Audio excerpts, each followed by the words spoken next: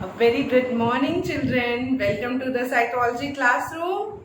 I hope you all are fine and working toward your studies and watching the videos, which are very important.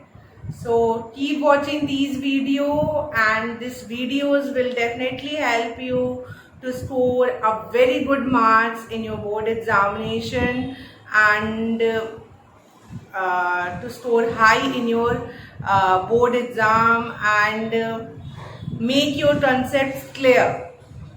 So children, in this video we are discussing about the chapter. We have started discussing about the new chapter which is attitude and social coordination. This is the name of our chapter, attitude and social coordination. Okay, so in the previous one video we have discussed the related topics which are related to the attitude. Today in today's video we are going to start a new topic from this chapter only, which is attitude change. If you have seen my video yesterday, so in the previous one we have discussed about attitude formation, how the attitudes are formed, what are the process in forming the attitude, and what are the factors which influence in the formation of an attitude. What is the process? How we form an attitude and who are responsible in forming those attitudes. Now we are going to study about attitude change. We know that attitudes are formed, but now we have to focus on attitude change, how the attitudes are changed. So I hope it is clear to you all. Let me describe you in more detail. Like children, attitude, we have learned what is attitude. Attitude, the thoughts, the belief, the opinion which we hold regarding any object, any person, any topic, any situation. Okay, so these attitudes are formed. We have studied that attitudes are learned. हम लोग these attitudes are formed. These attitude we learn through association, we learn through observing other, we learn by rewarding or being punished, we learn on the basis of group or culture norm, we learn through exposure to information. This is one point. Now, so we get to know that in this ways the attitudes are formed. A very important point, children, attitude are formed, but it is very difficult to change it. Change in attitude is somewhere difficult, but it also depends on the characteristics of an attitude.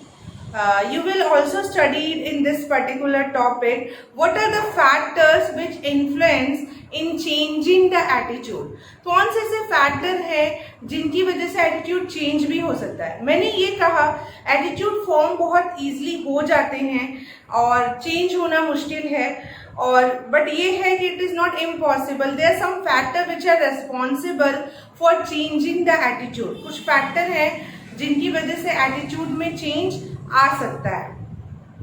तो सबसे पहले हम लोग like in that particular topic attitude formation, the two things we have discuss.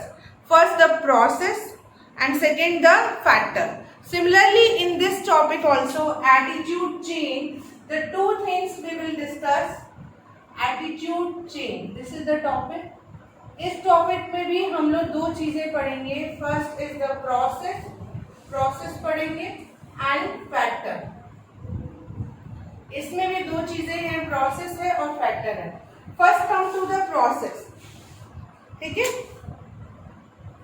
Process पढ़ेंगे. Process में when we have to study about the process means what are the things which are responsible for not how the attitude are changed, ये हम लोग पढ़ेंगे. Process basically talk about the how the attitudes are changed, कैसे change हो रहा. So in order to understand that how the attitudes are changed, we have to study in this 3 theories. इसमें आपको 3 theories पढ़ने हैं. The first is the balance theory, cognitive dissonance theory and 2 step concept theory. So there were 3 theories.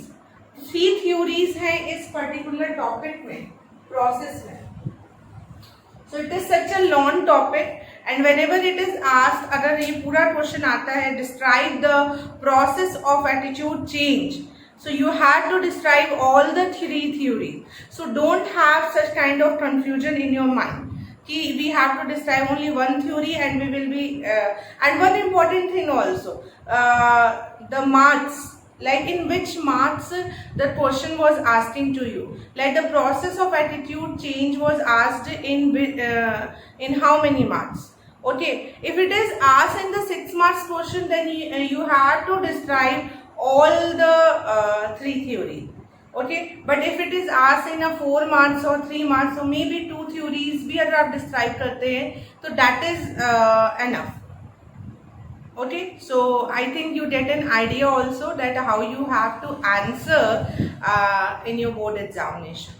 Now, so let's start study about the process of attitude change, where we have to study about the 3 theories. The first theory is balance theory. The first theory is balance theory. Second theory is cognitive dissonance theory. Cognitive dissonance. The third is 2-step concept. 2-step concept. So these 3 theories are discussed under the process of attitude change. में ये तीनों theory हमें पढ़नी है, balance, dissonance and two step concept.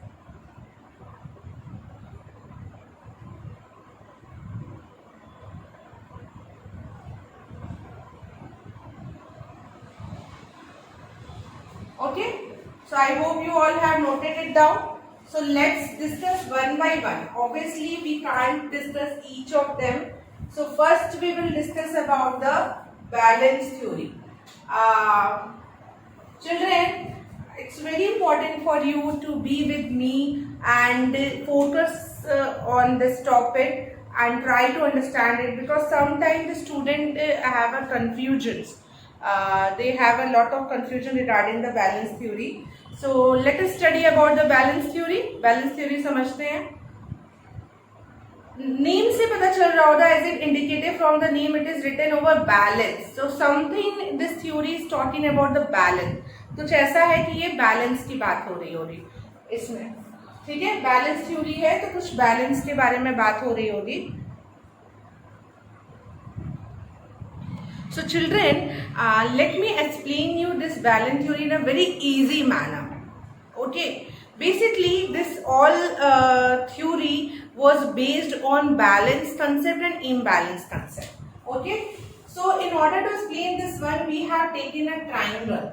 एक triangle की form में लिया हमने, 3 एलिमेंट्स लिए, जैसे कि P, ओके, O और X. ठीक है, मान लीजिए ये POX ट्राइंगल के फॉर्म में डिस्क्राइब किया गया है बैलेंस थ्योरी को. It is given by Fritz Heider. It is an another important point कि बैलेंस थ्योरी दिया किसने, who has propose it. So it is given by Fritz Heider. Fritz Heider ने दिया है इसे, और इन्होंने इस थ्योरी को ट्राइंगल POX ट्राइंगल के फॉर्म में डिस्क्राइब किया है. P जो है वो पर्सन है whose attitude is being studied, O is another person and X is the topic. So P is the first person, आप कह सकते हैं P first person है, O is the second person, another person, और X is the topic. X क्या है, topic है. तो ये तीनों इसी से डिस्क्राइब हुए हैं, POX ट्राइंगल के फॉर्म में. P जो है ये भी पर्सन है, बट वो पर्सन है जिसके एटीट्यूड को स्टडी किया जा रहा है। P is the person, P is the person, ये वो पर्सन है, एक तरह से समझ लीजिए it is the first person, ये फर्स्ट है, और ये O is the second person. ये दोनों पर्सन है। The P and O are the two person and X is the topic, ठीक है। और बैलेंस थ्योरी को इसी ट्राइंगल में डिस्क्राइब किया गया है, POX ट्राइंगल। इसे हम लोग बोलते हैं POX ट्राइंगल के फॉर्म में डिस्क्राइब किया गया है बैलेंस थ्योरी को, and it is given by Fritz Heider. Fritz Heider taught about two concept, balance और imbalance. Let me go in detail. First of all, you will write it down. This will help you to make your notes and to understand it further. Okay?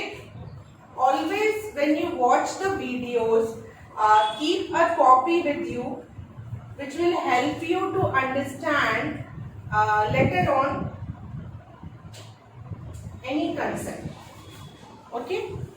So two state की बात की गई है, balance और imbalance. एक simple mathematics है कि balance कब होता है और इम्बैलेंस कब होता है, when it is a state of balance and when it is a state of imbalance. You can find it out. आपने एक सिंपल मैथ्स पढ़ा होगा, बैलेंस कब होगा, when all the sides are positive, all the sides are positive. So positive positive positive मिलके positive होते हैं, तो पॉजिटिव है तो यानी वो बैलेंस है, नेगेटिव है तो यानी वो इम्बैलेंस है।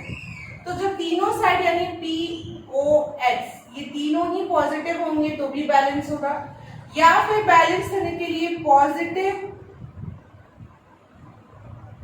नेगेटिव और नेगेटिव, सिंपल मैथ्स आपने पढ़ा होगा, तो भी पॉजिटिव का स्टेट। तो ये जो स्टेट है ये बैलेंस का स्टेट है, it is a state of balance. Negative negative positive होता है और पॉजिटिव पॉजिटिव पॉजिटिव होता है। तो यहाँ अब इम्बैलेंस का स्टेट कब आता है, इम्बैलेंस का स्टेट कब आएगा, जब one is positive, another is also positive and one is negative, so it will become negative. Okay, or all the three sides are negative, then also it will be a negative. It is a state of imbalance.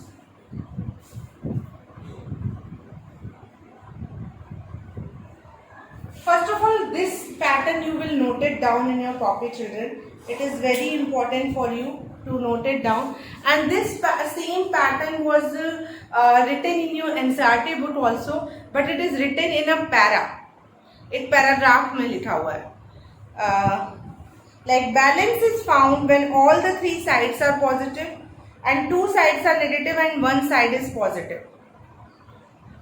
Imbalance is found when all the three sides of the POX triangle are negative or two sides are positive and one side is negative, as I had made. Now अब इसे थोड़ा सा समझते हैं कि क्या है ये पॉजिटिव नेगेटिव, क्या है ये एटीट्यूड है, ये क्या है, ये एटीट्यूड है। जैसे कि बैलेंस स्टेट कब होगा, जैसे P यानी P का जो एटीट्यूड है, किसी भी ये जो टॉपिक है, X तो टॉपिक है, तो टॉपिक ऑलरेडी पॉजिटिव है।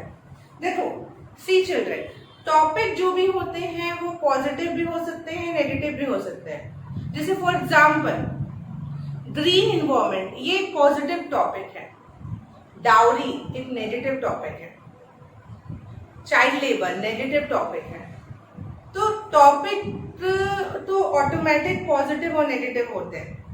तो अगर in the sense if the topic is positive, ये एक मैंने एक रफ परफॉर्मा दिया है, चलते हैं आगे बढ़ते हैं, आप समझ जाएंगे मे बी। जैसे एग्जाम्पल से समझते हैं बैलेंस स्टेट कब आएगा, कब आएगा ये, when the balance state. For example अगर x जो है वो पॉजिटिव है, यानी जो टॉपिक है हमारा वो पॉजिटिव है, हमने टॉपिक ग्रीन इन्वायरमेंट लिया, हम चाहते हैं कि चलो ठीक है, ग्रीन इन्वायरमेंट पॉजिटिव। अब इसी को लेके पी यानी फर्स्ट पर्सन का जो एटीट्यूड है वो भी पॉजिटिव है, यानी उसको है कि हाँ हमें ग्रीन इन्वायरमेंट होना चाहिए, we should plant a tree, we should not cut the trees, we should grow the trees, it give us oxygen. तो उस टॉपिक को लेके, ग्रीन इन्वायरमेंट को लेके फर्स्ट पर्सन का जो एटीट्यूड है वो पॉजिटिव है। अब सेकेंड पर्सन का भी एटीट्यूड पॉजिटिव है, तब तो ये बैलेंस होता। अगर यहीं पे अगर सेकेंड पर्सन का नेगेटिव होता तो क्या होता बच्चों? पॉजिटिव नेगेटिव नेगेटिव हो जाता, और नेगेटिव और पॉजिटिव फिर से नेगेटिव हो जाता ना, दो पॉजिटिव हो जाते एक नेगेटिव हो जाता। तो ऑब्वियसली अगर दो पॉजिटिव होते और एक नेगेटिव होता, मैं फिर से रिपीट कर रही हूँ, आई एम अगेन रिपीटिंग, अगर टू पॉजिटिव होते यानी टॉपिक पॉजिटिव है और पी का एटीट्यूड भी पॉजिटिव है, बट ओ का एटीट्यूड उसको लेके नेगेटिव है, यानी टू पॉजिटिव है वन नेगेटिव, तो is it a state of balance? No, it is a state of imbalance. आप देख सकते हो यहाँ टू पॉजिटिव है वन नेगेटिव है, ठीक है, तो वो इम्बैलेंस हो जाता है। Are you getting? ये चेंज भी हो सकता है।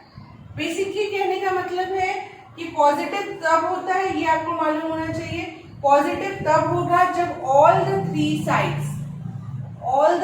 साइड्स आर पॉजिटिव और two sides are negative, and one is positive, वो कुछ भी। तो बैलेंस स्टेट कब होता है? When all the three sides are positive और when two sides are negative and one is positive, then balance.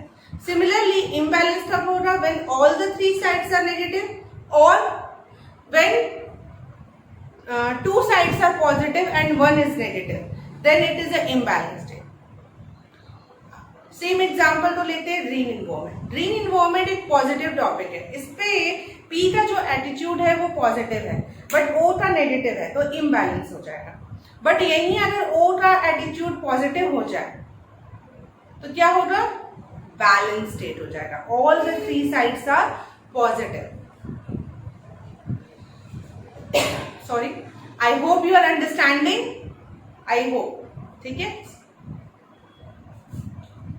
Imbalance state इसी तरह हो गया। इम्बैलेंस स्टेट में या तो ऑल द थ्री साइड्स, सारे साइड्स नेगेटिव हो, या फिर टू साइड्स पॉजिटिव हो और वन जो है वो नेगेटिव हो, तो इम्बैलेंस स्टेट होगा, ठीक है। सो यही बैलेंस थ्योरी है about when the balance state was there, when the imbalance state was there. कब बैलेंस स्टेट आता है, कब इम्बैलेंस स्टेट आता है, ठीक है, ये हमें पढ़ना। तो सबसे पहले इसमें आप यही डिस्क्राइब करेंगे, जब आपको ये थ्योरी क्वेश्चन आता है बोर्ड में, तो आप यही बताओगे सबसे पहले कि balance theory was given by Fritz Heider and he described this theory on the basis of a POX triangle. P is the first person, O is another person, and X is the topic. Now, in order to now you will discuss about the balance and imbalance topic. Balance कब होगा, imbalance कब होगा. Now you will describe it with an example. Like one of the example of dowry is given in your NCERT. You can use that example also, or you can give your one's example also. Like you can take the example of green environment also. So now children, now the question arises, this is a very important point to you to understand, कि अगर मान लीजिए x जो topic है वो negative या मान लीजिए कुछ भी है, तो कुछ प्रॉब्लम अगर आ रही है, तो जैसे फॉर एग्जांपल अगर चीज़ें इम्बैलेंस है, तो how you will do the balance. जैसे फॉर एग्जांपल ग्रीन इन्वायरमेंट जो टॉपिक है वो पॉजिटिव है, ठीक है, ग्रीन इन्वायरमेंट टॉपिक जो है वो पॉजिटिव है, पी का एटीट्यूड भी पॉजिटिव है, बट ओ नेगेटिव है, तो positive positive positive negative negative हो गया, यानी इम्बैलेंस स्टेट हो गया। तो इम्बैलेंस को हमें बैलेंस करना, यही होता है एटीट्यूड को चेंज करना। Are you getting why it is written in the attitude change topic? Here, in order to meet the imbalance thing into a balance, imbalance को balance करने के लिए हमें attitude में change लाना पड़ेगा। और किसके attitude में change लाना पड़ेगा? O के, क्योंकि O का attitude negative है जिसकी वजह से imbalance हो रहा है। तो हमें किसके attitude को change करना होगा? O के एटीट्यूड को नेगेटिव से पॉजिटिव करना होगा ताकि ये हमारा जो कंसेप्ट है वो क्या हो जाए, बैलेंस हो जाए। ठीक है, तो इसी तरह हम लोग चीज़ों को चेंज करते हैं, एटीट्यूड में चेंज आता है। ठीक है, तो आई hope you understand now about the balance theory. Balance theory आप अच्छे से समझ रहे होंगे।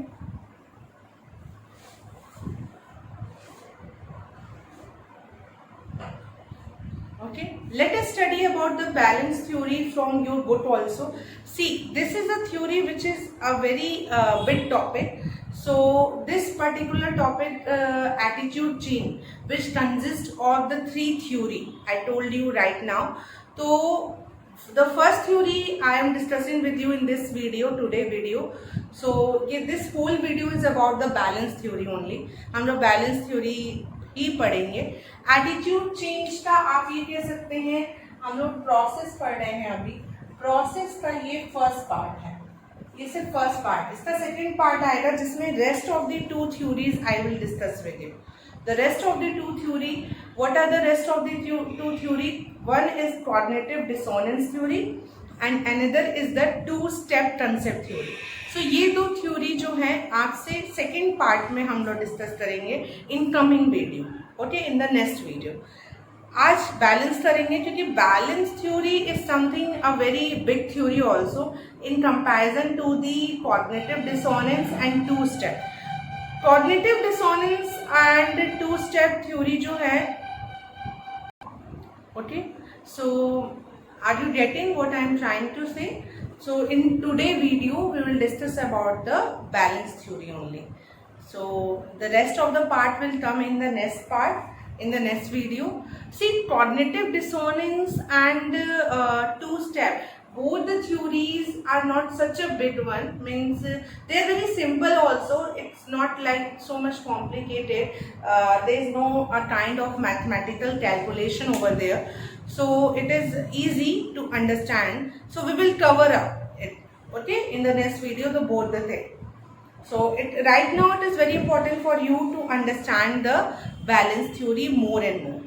So ये तो हमने समझ लिया. So now let us understand the example of a dowry also, which is given in your NCERT book, so that when you read it, you will be able to understand. Okay? चलो. So I am rubbing it with the hope you all have taken the screenshot and you all have written it. Please children, always take the screenshot, or you can go back to the video also, so that you can take a screenshot over there. Okay, so example of dowry, we will going to study about the example of dowry. Example, we will understand the balance theory with the example of dowry. Okay, dowry के example से समझेंगे इसे।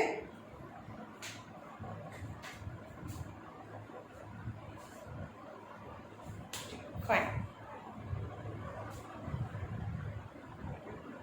सो consider the example of dowry as an attitude topic. So dowry जो है वो आपका topic है।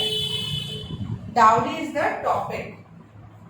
Topic आपका डाउरी है, यानी ये जो है it is a X. We already discuss कि एक्स क्या है, topic. Suppose a person P has a positive attitude toward dowry.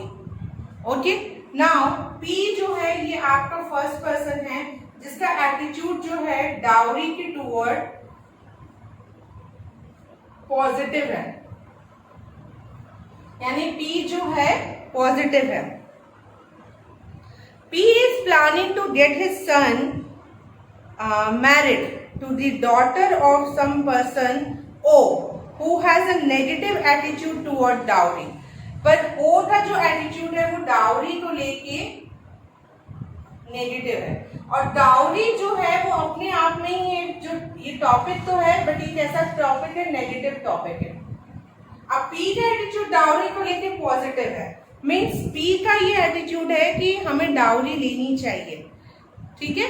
But O is a father of A daughter.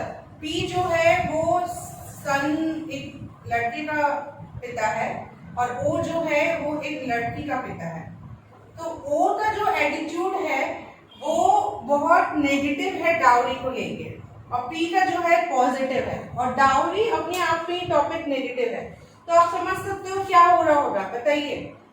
अब नाउ POX, P का एटीट्यूड पॉजिटिव, O का negative, topic negative. तो ये कौन सा स्टेट है चिल्ड्रन? बैलेंस है कि इम्बैलेंस है? Negative negative positive positive positive balance, यानी ये बैलेंस हो रहा है यहाँ। अब ये बैलेंस है यानी इम्बैलेंस नहीं है, तो we don't have to change anyone's attitude.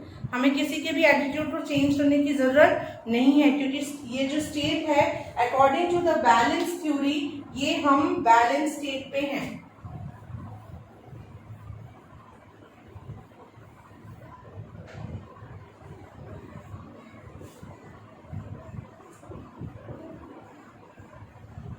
Balance theory के अकॉर्डिंग हम लोग बैलेंस स्टेट पे हैं, ठीक है।